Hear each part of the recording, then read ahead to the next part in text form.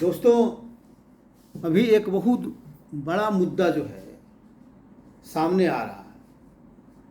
बात ये है कि पसमानदा आंदोलन चलाने वाले लोग और ऐसे भी एक आंदोलन चल रहा है कि दलित मुसलमानों की तरह हिंदू मुसलमान भी हैं, ईसाई मुसलमान भी हैं, लेकिन दलितों की तरह, दलित हिंदुओं की तरह जो है उन्हें शेड्यूल कास्ट में क्यों नहीं रखा गया। इस प्रकार कुछ लोग जो आंदोलनकारी हैं, आंदोलन जो चला रहे हैं, उनका ये कहना है कि जो संविधान का अनुच्छेद 341 है वो सांप्रदायिक है। संप्रदाय के आधार पर मान लीजिए उसका इसमें हिंदुओं को रखा गया है, सिख को रखा गया है, बौद्धों को भी रखा गया बाद में, लेकिन इसको छोड़ दिया गया, ईसाई और मुस्लिमों को छोड़ दिया गया। तो ये पूरी तरह से सांप्रदायिक है।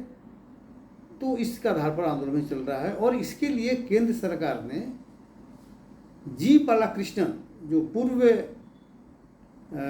जो जज रहे हैं भारत के, उनके नेतृत्व में एक कमेटी का गठन कर दिया है जो ये पता लगाएगी कि क्या उनका जायज़ है या नहीं है, ऐसा करना चाहिए या नहीं करना चाहिए।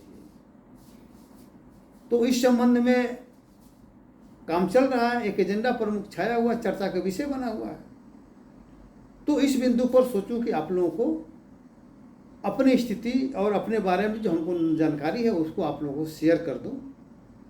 तो पहला तो सवाल ये है कि क्या अनुसूचित जाति की सूची जाति के आधार पर बनाई गई है?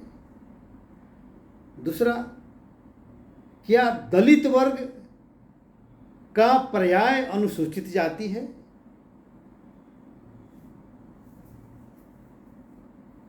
ये मान लें कि तीनों दो चीज मुख्य रूप से अगर आप समझ जाएंगे तो आपको क्लियर हो जाएगा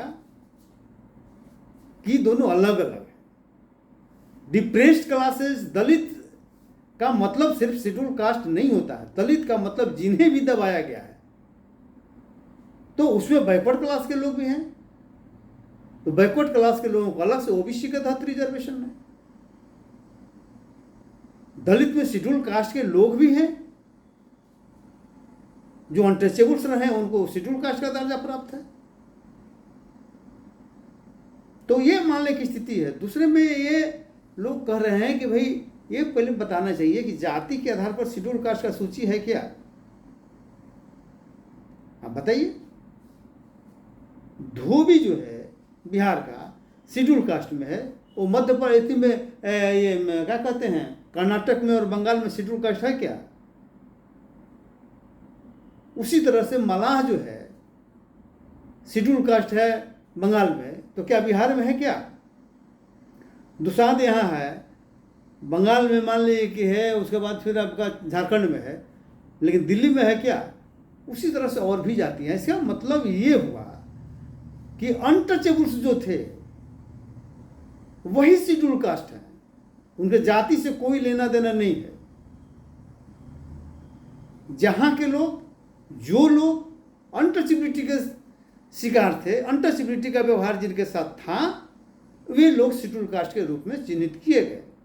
जो अनटचेबल्स नहीं थे, वो चाहे किसी जाति के हो, किसी धर्म के हो, और मान लीजिए कि शेड्यूल कास्ट के रूप में शामिल नहीं किए गए।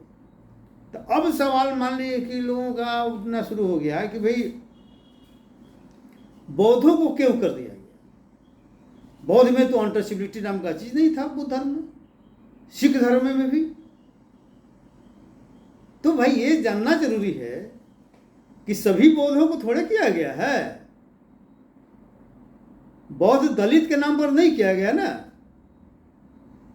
जो ऑलरेडी शेड्यूल कास्ट के रूप में चिन्हित हो चुके थे 1950 में, और बाद में जिन्होंने बौद्ध धर्म स्वीकार किया था, उन 9 बौद्धों को मानने के अनुसूचित जाति का दर्जा प्राप्त किया गया है, दिया गया है। न कि इसको पहले, बहुत पहले जो बौद्ध धर्म स्वीकार कर लिए उनको दिया गया है। उसी तरह से सिख में ऑलरेडी जो शेड्यूल कास्ट में थे उन्हीं को मानने की दिया हुआ है। तो अगर अनुसूचित जाति का लिस्ट बन गया 1950 में, 56 में और लास्टली जो है 1976 में फाइनल हुआ। तो आप बताइए कि जो 1950 में शेड्यूल कास्ट ऑलरेडी हो गए, तो जात अगर बदलते भी हैं तो शेड्यूल कास्ट रहेंगे कि नहीं रहेंगे? वो शेड्यूल कास्ट ही रहेंगे, इसलिए कि शेड्यूल कास्ट अनटचेबिलिटी का जितना प्रताड़ना उनको झेलना था वो तो झेल चुके। उसके बाद तो कोई प्रताड़ना खत्म हो गया, संवैधानिक रूप से, संस्थागत रूप से खत्म हो गया। और जहाँ तक मुस्लिम और ईसाइयों का बात है, तो ये उन लोगों को बताना चाहिए कि देश की आज़ादी के बाद, संविधान लागू होने के बाद, कौन मुस्लिम है जो अनुसूचित जाति पहले था, अनुसूचित जाति के बाद वो मुस्लिम ज्वाइन किया, 1950 के बाद ज्वाइन किया है, आज इसको अनुसूचित जाति का दर्जा नहीं मिला है। अगर ऐसा कोई उदाहरण मिलता है तो निश्चित रूप से उनके बारे में भी सोचा जाना चाहिए। लेकिन 200 साल, 300 साल, 400 साल पहले चले गए तो उनका तो अनटचेबिलिटी 400 साल पहले खत्म हो गया। तो जिनकी अनटचेबिलिटी बहुत पहले खत्म हो गई तो वो अनटचेबल्स 1931 में रहे ही नहीं, 1950 में रहे ही नहीं, तो कहाँ से शेड्यूल कास्ट में आएंगे? इसलिए साथियों, स्पष्ट रूप से मेरा मत है, और ये मत अभिमत बनाना चाहिए सभी लोगों को कि जो 1950 के बाद जिस तरह से 9 बौद्धों को और 9 सिखों को शेड्यूल कास्ट का दर्जा मिलते रहने का नियम बनाया गया, उसी तरह से अगर सिखों को, अगर मुस्लिमों को और ईसाइयों को दिया जाता है उसमें कोई हर्ज नहीं है। लेकिन दलित के नाम पर, कांग्रेस के नाम पर अगर ये बात उठती है तो ये बहुत गलत बात है। ये किसी भी रूप में स्वीकार्य नहीं हो सकता है, इसलिए कि टोटल सूची को डिस्टर्ब करने का ये एक तरह से साजिश हो सकता है।